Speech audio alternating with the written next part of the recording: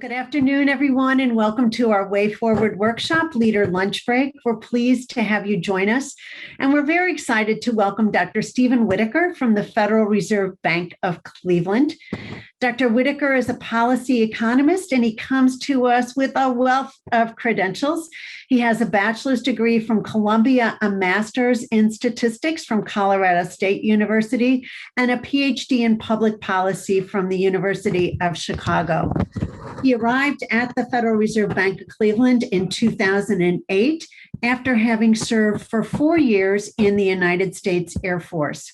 He has written several briefs on the topic of our conversation today, migration responses to the pandemic. And this is not new to him, for even prior to the pandemic, he had been studying patterns of urban migration, particularly looking at, is there an urban exodus?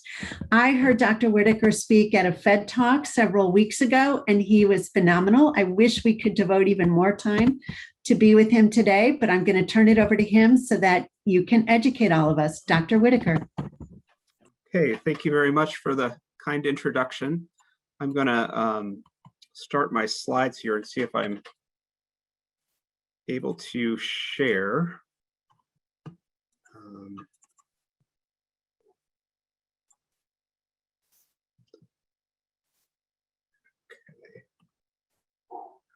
That is here.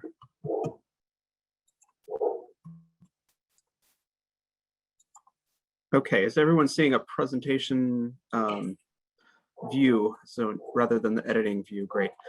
All right, so I have to start off by saying that any views I express today are my own and not necessarily those of the Federal Reserve Bank of Cleveland or the Board of Governors of the Federal Reserve System. I have a couple of data briefs that were released earlier this year. And actually, as recently as Monday, I was able to update both of those, all of the estimates that are in them with data reflecting the first quarter of 2021. And these revolve around the question of how did migration change during the pandemic? So I'll start off by saying the data that I'm using is, it comes to us from Equifax, which is a credit history credit bureau. And the Federal Reserve Bank of New York has a contract with them where we receive anonymized data.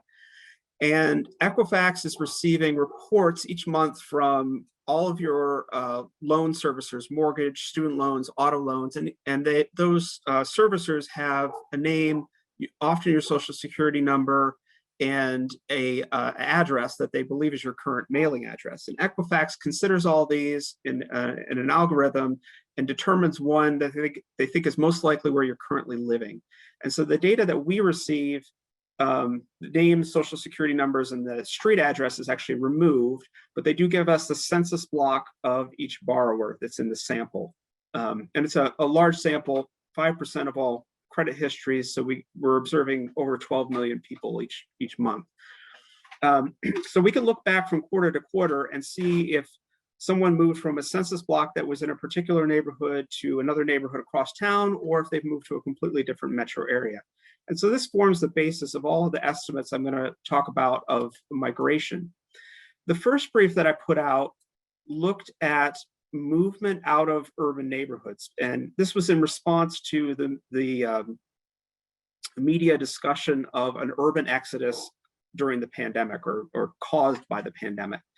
And I define urban neighborhood at the census tract level rather than using, say, the central city of a metro area or the central county, which are often used as proxies. But I pick out the census tracts that were either developed before World War II and therefore are probably going to be more pedestrian-based rather than auto-based. And if you just were standing on the corner, most people would look around and say, okay, I recognize this to be an urban neighborhood. And then there's some parts of the country where they're still building urban neighborhoods. So if there's an area where the housing stock is newer, but the density is over 7,000 people per square mile, I also consider that to be an urban neighborhood. So I released some estimates of migration, and I found that a lot of people were trying to use the urban movement as a proxy for whether people were leaving high-cost large metro areas like New York and San Francisco. So I released a second data brief that set aside the urban, non-urban distinction, but looked at all of those movements between metro areas and focused particularly on the flows out of those high-cost large metros. And that's of interest to people in other metros like Cleveland, which is categorized in, as I broke it up, as a lower cost large metro, having over 2 million population. So people in the rest of the country are interested whether they can attract some of these people who might be leaving the high cost metros. So I'm going to start off with key findings from the urban analysis. So on the left-hand side here, you'll see that this is a net migration out of urban neighborhoods, and it's a national aggregate. So if we go back to 2018, 2019, about 28,000 people per month more were leaving urban neighborhoods than were coming in. During the pandemic, that jumped all the way up to 75,000 people per month. And then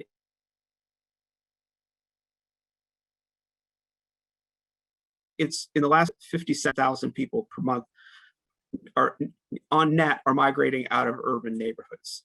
So if you shift over to the right, you can see the two gross flows that feed into this net flow. And those are much larger, of course, so they difference out.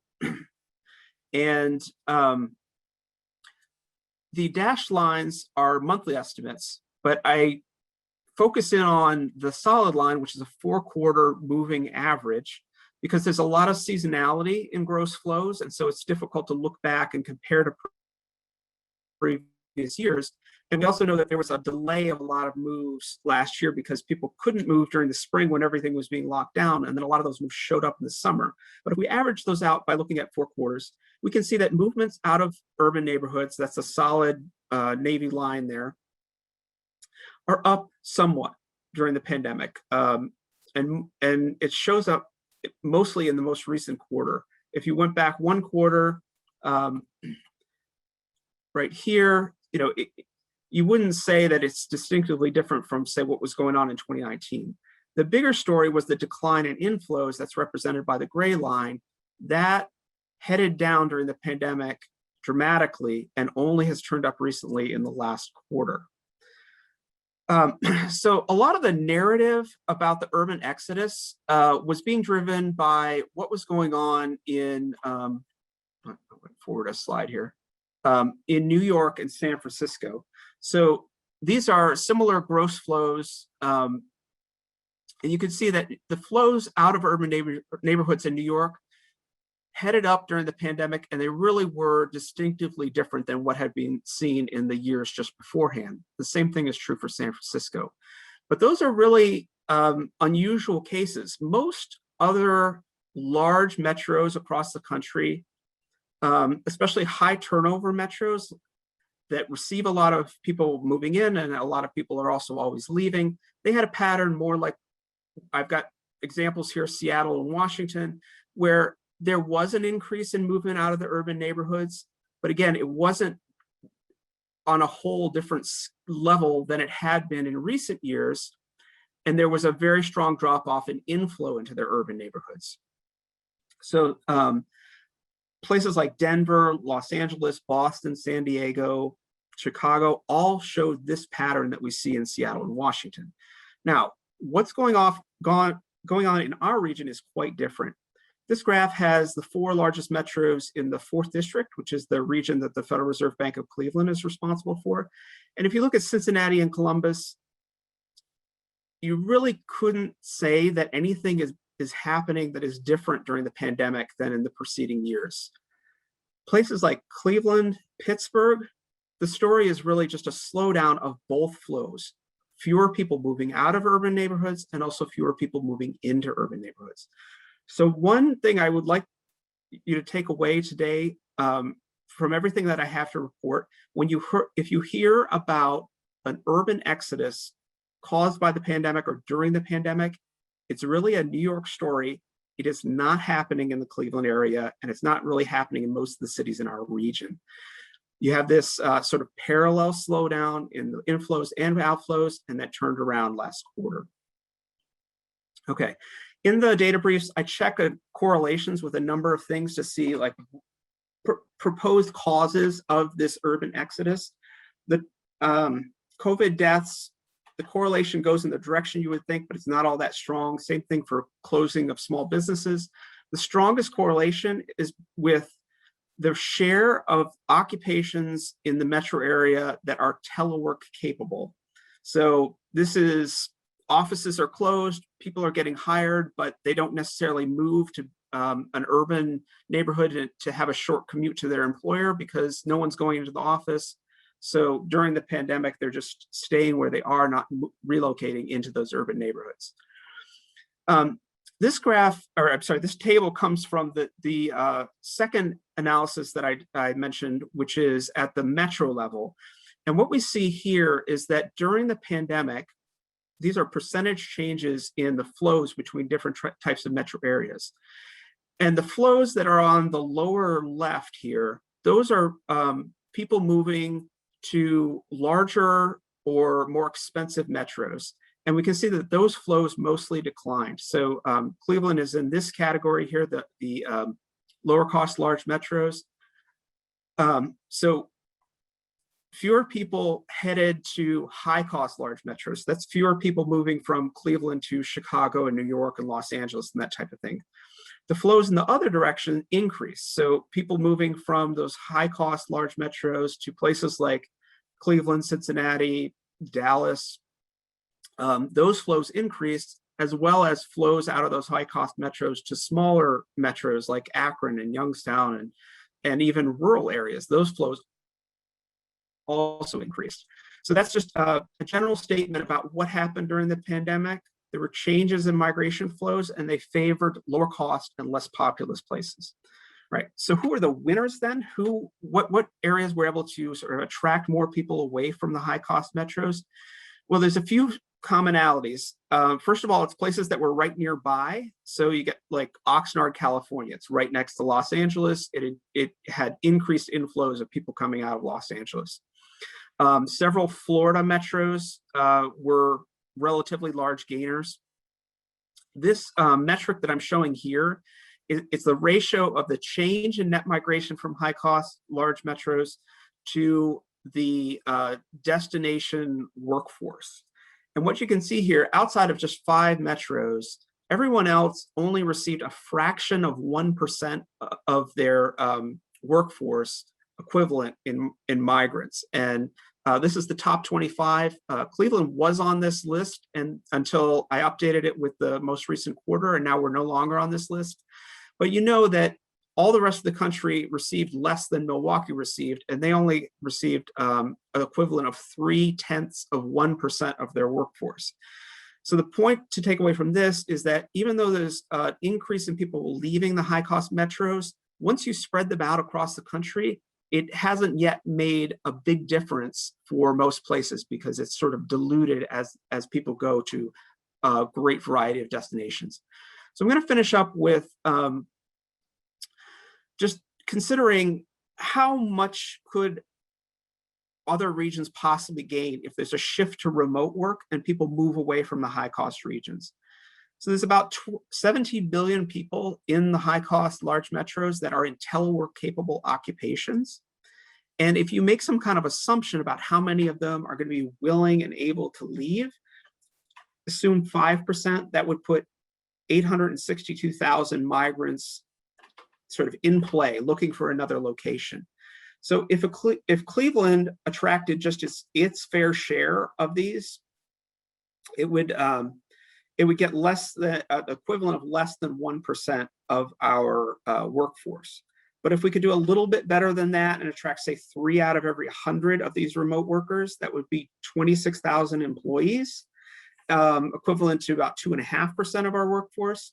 And we would expect a multiplier effect because these people are earning money mostly outside of the region. They're not competing necessarily with people locally any more than they were beforehand, but they are spending locally. So that should have a multiplier effect of additional increased employment. And this would be the equivalent of 2 years and 4 months of employment growth, given the pace of our growth during the last expansion. So what I'd like you to take away from this is that there's a lot of potential here. There's a lot of people who could be on the move if there's a big shift to remote work, but it depends on two very significant unknowns. First of all, how many people are going to be able to allowed to work remotely permanently, and can our region or any other region attract more than their fair share of these people who are now sort of set free by the shift to remote work. So I didn't keep time, but I'm sure I'm over. So I'm going to stop now and try to take any questions that you have. Thank you. Great, thank you so much. And for those on the call, if you have questions, please put them in the chat. Let's start by kind of diving into some of those competitive cities. So what are other cities doing that make them more attractive to those who might be looking to move than Cleveland? Well, so I can go back to, I don't know, can everyone still see my slides? Yeah, so this is the winners list. All right, so the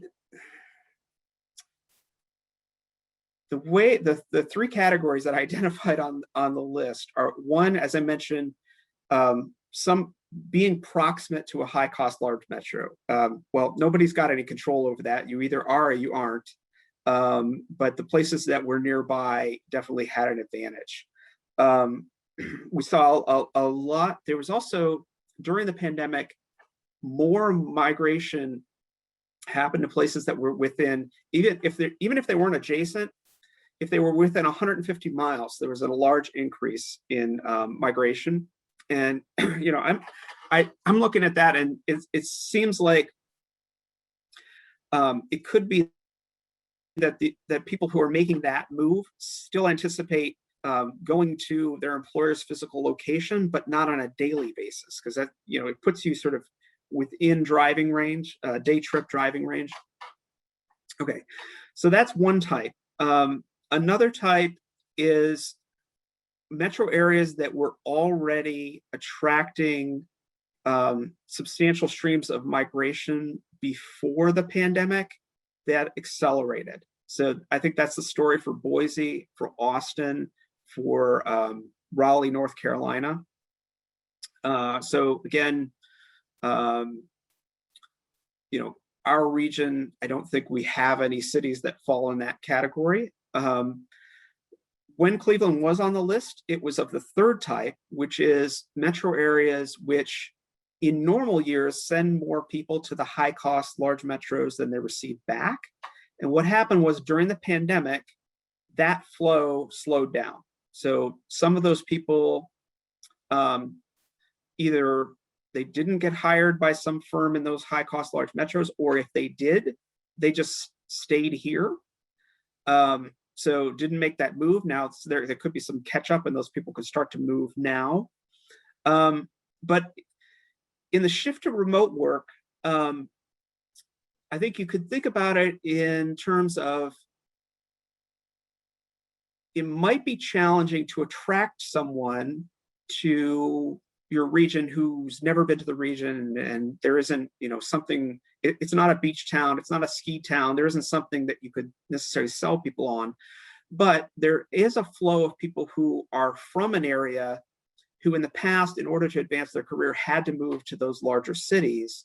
Now, if remote work allows them to take that position and do that work without moving, then you're reducing that outflow, and that has the same positive effect for your population and for income. And as I said, the multiplier effect. So, you know, if someone graduates from Case Western, they take a job in Boston, but they don't have to move to Boston. They can receive their salary, spend it locally, but remain in the area. That's now more possible than it was before the pandemic because of the increased use of remote work.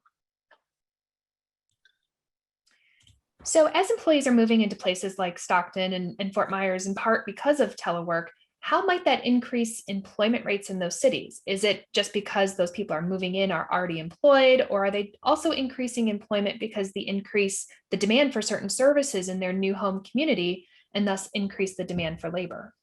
Yes, so there's an extensive literature on multiplier effects, and people look at these in terms of, if you bring in a major plant or a corporate headquarters or a military base or some other major employer, how much does local employment increase? And it depends on a few things. It depends on the level of income of the people employed in whatever the sort of positive shock the region is receiving. So if it's higher, the more highly paid the workers, the more their dollars are able to increase demand for other labor in the area. So for like tech workers, professionals, or people with incomes in the upper part of the distribution, multiplier effects can be as large as 2. So, for each additional job, you have an additional job gain of someone providing a local service. And then for people who have, say more like incomes closer to the median or maybe a little below the median, then that multiplier effect is still there, but not necessarily 1-to-1. It might be 1.3 or 1.4 or something like that. But yeah, it's definitely a well-documented phenomenon. It exists, and then estimates of how large it is vary, and they vary with income. For how long do you think the mobile remote worker trend is going to continue? Well, I think what's going to happen now is there's going to be a sorting out of what occupations can, in the long term, be done remotely versus those that could be done remotely during the pandemic, but in the long run, either the employer or the employee would not want to try to do them remotely. And so I think it's gonna depend on the extent to which the occupation requires building relationships and how well those can be built virtually versus in person.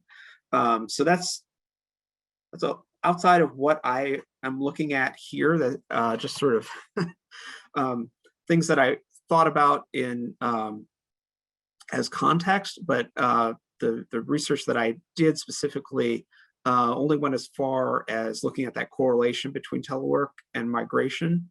But I think there's going to be a lot of research going forward about which occupations post-pandemic make a major shift to remote work versus head back to the office. So, and as you look at the migration patterns of the last decade out of Cleveland, what will happen to our city if that trend continues?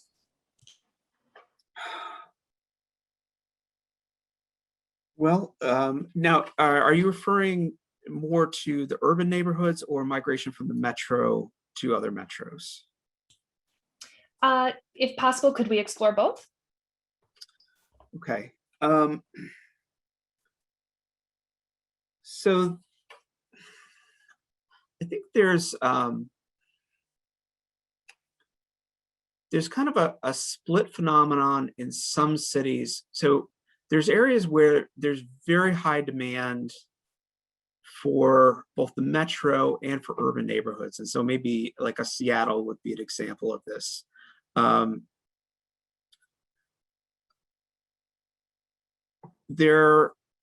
You would be hard pressed to find tracks in a place like Seattle where the population is declining or where home values are either not appreciating or not keeping pace with inflation. But the phenomenon that we have in places like Cleveland, Detroit, St. Louis, and actually Chicago is a very good example. You have divisions where some tracts are having population gains, new construction, appreciation in home values, and then a lot of other tracts within the urbanized area of the metro are still losing population, have issues with surplus housing that has to be demolished, and generally population is heading down. So what happens in these areas is that when you get a recession and people's incomes are diminished, then fewer people flow out of those sort of lower cost neighborhoods. And so that actually temporarily bolsters the population of, say, the central city. And then when you get back into the expansion and opportunities improve and wages go up again, then more people earn enough that they have more housing options, and then more of those people will select a non-urban neighborhood. So, a lot of things that we're seeing now point to a relatively rapid return of economic activity. So I don't think we're going to see what we saw post-Great Recession, when there was really several years of slowdown of exits from urban neighborhoods, which bolstered the population. We're probably going to go back to more like what we were seeing in 2018 and 2019, when there was a pretty steady flow out of some neighborhoods and then a flow in other neighborhoods. And in terms of the larger metro area, so there's the other components of change of population. There's international migration, and then natural increase, which is births versus deaths. And so the regional population for the Cleveland area has been almost pretty much steady for several decades now. And I'm not seeing anything at this point that would cause that to change. I mean, we will have our outflow to the high cost large metro areas, but we also, as a region, collect migrants from smaller cities. So you get people moving to the Cleveland area from Erie, from Zanesville, from Wheeling, like these sort of the same way that we feed Chicago, those smaller cities continue to feed Northeast Ohio. So I don't see. I think the pandemic shock and the changes in response are very interesting, but I don't have evidence in hand to suggest that it's all going to go back to normal, but that's sort of my working assumption right now. And then, I'll test that as further data comes in. So how might Cleveland be able to seize this opportunity to capture more workers to our community? Well, yeah, so